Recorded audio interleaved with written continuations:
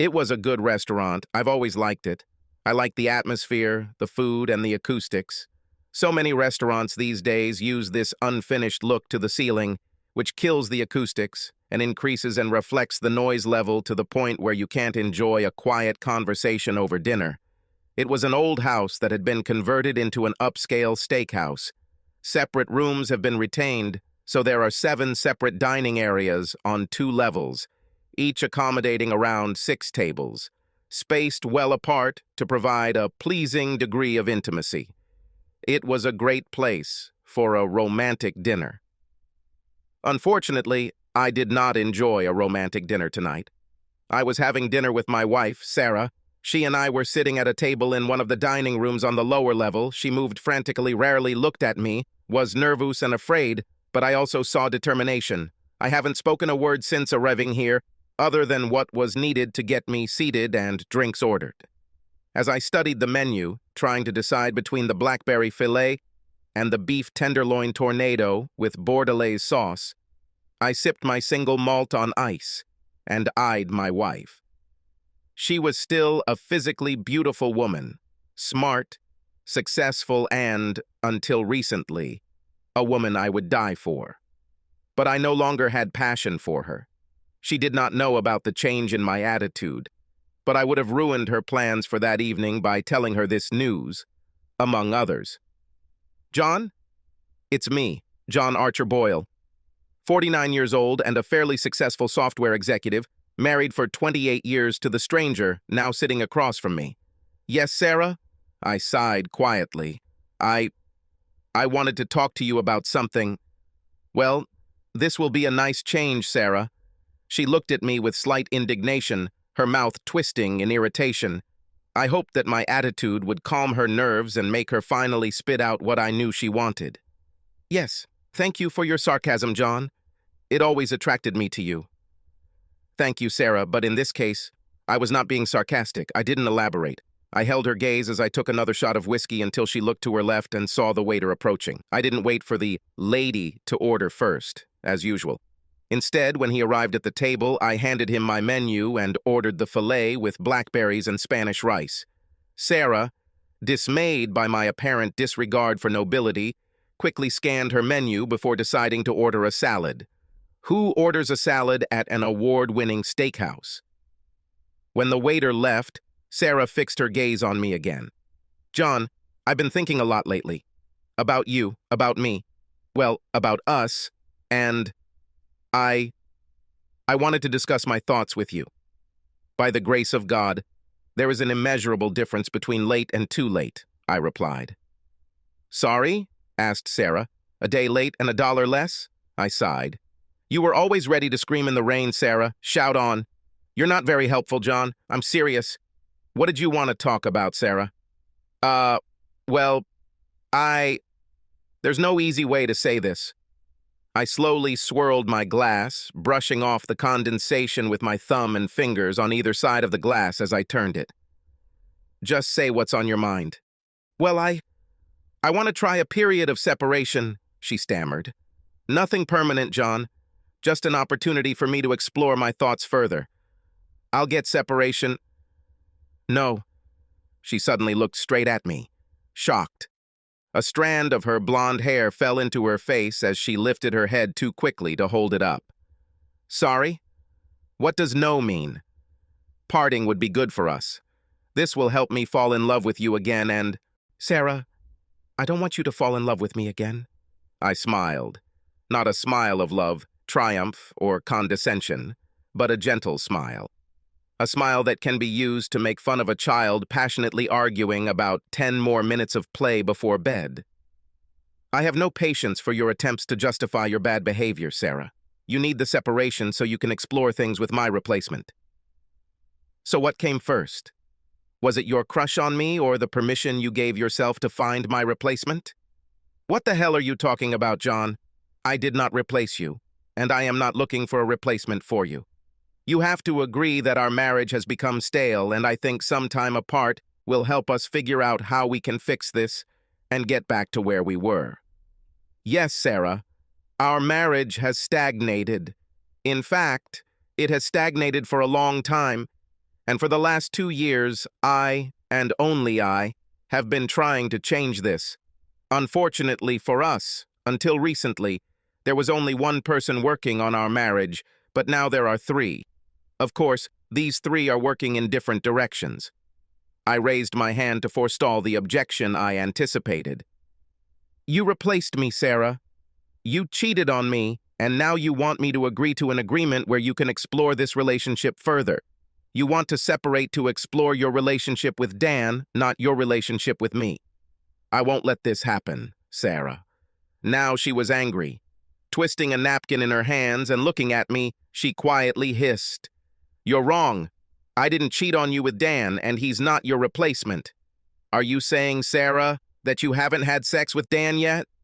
But you definitely cheated on me with him, and you replaced me with him. She looked awkward. Keep your voice down, John. There is no need to broadcast our problems. Why, Sarah? You already did it. Tell me, with whom did you discuss this idea of separation, besides me? Now she looked very awkward. Well, I may have discussed it a couple of times with Dan, and just at this moment, our dishes arrived. And the fact that you discuss our marital problems with Dan before you discuss them with me is not deceiving me? Coming to some kind of decision regarding our marriage with Dan, and then saying, not asking, but telling me about your decision. Isn't that cheating? Dan contributes more to my marriage than I do.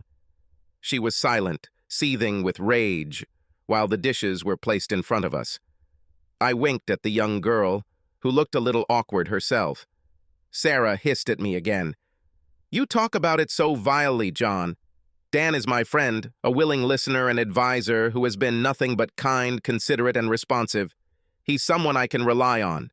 He understands me, appreciates me, and does not judge me. Our waiter came over to check on our well-being.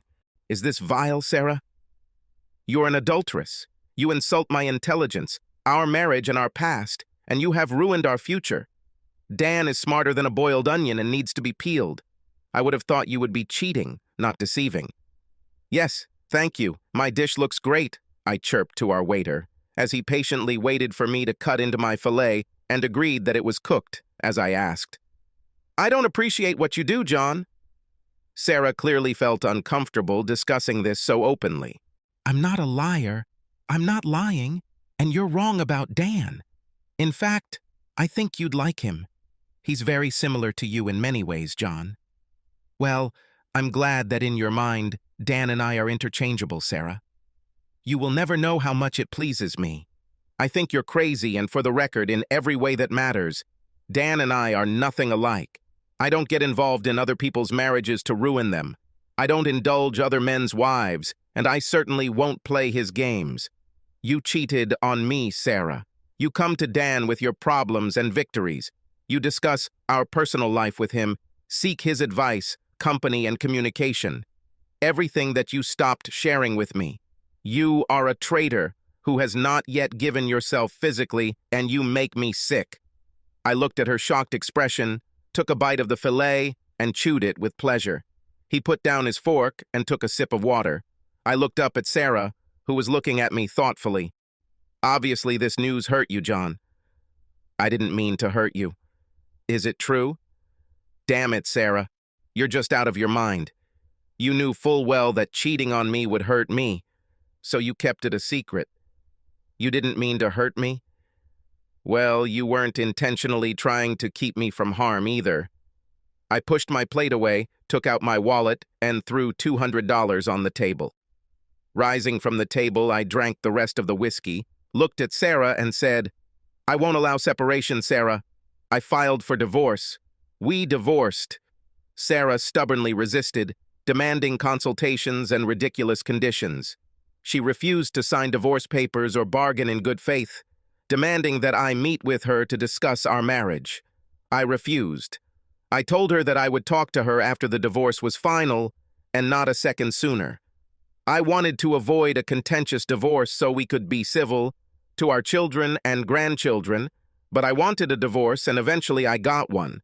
We split everything in half, and I left. Sarah sent me a nasty note demanding to know why I gave up on our marriage and didn't fight for her.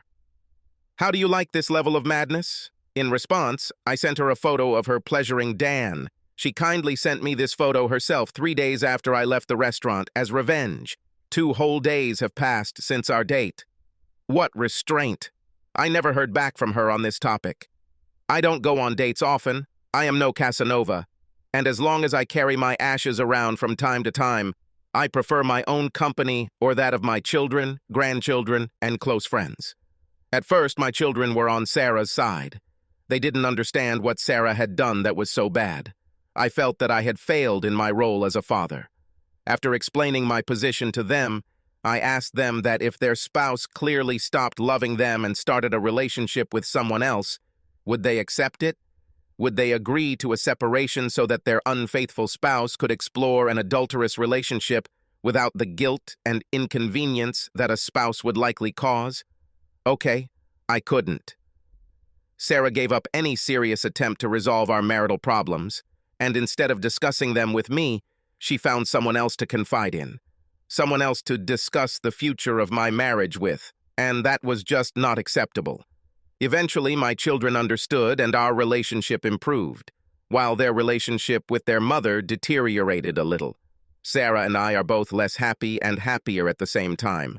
We are less happy because we are alone, but we are happier because we managed to find a way forward on our own. Sarah remarried and divorced again within 2 years of our divorce. No, she and Dan didn't get married and never slept together except for that one time. I never married again. I retired early and moved to the countryside, where I remain to this day. Happy that I don't have to waste energy on a woman who doesn't deserve or want it, but I miss the woman I married and what I thought we could share together. I mourned the loss of it, while I celebrated escaping a drained marriage to a woman I no longer knew, respected, or loved. We had many good years, but they faded, and Sarah eventually left. I was the one who pulled the plug in our marriage, but she was the one who fired it. Marriage is hard. Divorce is hard. Life is hard. Subscribe to our channel so that your second chaff doesn't cheat on you, and go ahead and listen to the next story, because this story is nothing compared to the next one. If you're under 18, don't even think about listening to the next one.